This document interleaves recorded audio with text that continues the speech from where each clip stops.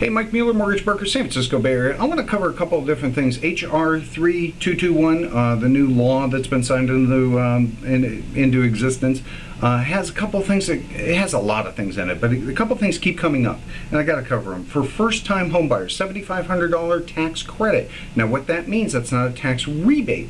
That's a tax credit. That means when you file your taxes, you're going to get a credit against those taxes for $7,500 if you qualify for this. It does need to be paid back. You got 5 years to pay it back. If you sell the house before that, they're going to get their money back anyway. So that's something to be aware of out there. The other thing, if you're a buyer, is Nehemiah, these down payment assistance programs, Ameridream, there's about 7 of them that are really majorly popular, gone. Under this new law, basically it wipes them all out as of October 1st. But you know what, October 1st, forget about that. The lenders right now are saying, hey, we're just not going to do them. So as of now, they're basically gone. I want them to come back, but they're gone. They may come back, who knows.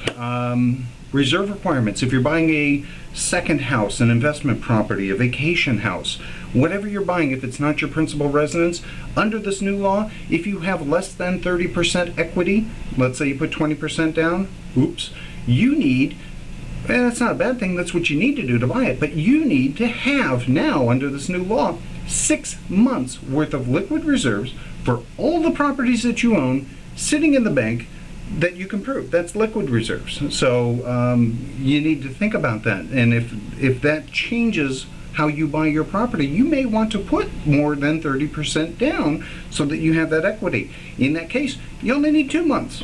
That's a big difference. But you need to know that because that really comes into play. The other thing that comes into play is this capital gains exclusion. Used to be, depending on if you're filing single or joint, and depending, you had to live 2 or 5 years in the property. You got a $250,000 to a $500,000 capital gains exclusion when you sold that property. Gone as well. So get together with your tax professional, but really what it is now a ratio of how many years you lived, how long you lived in that property to how long you've owned that property, and it's a completely different ratio. So more than ever, get together, tax professional, mortgage professional, sit down with these people, understand, because really everything's changing, and this law really changes how you are going to end up buying your property.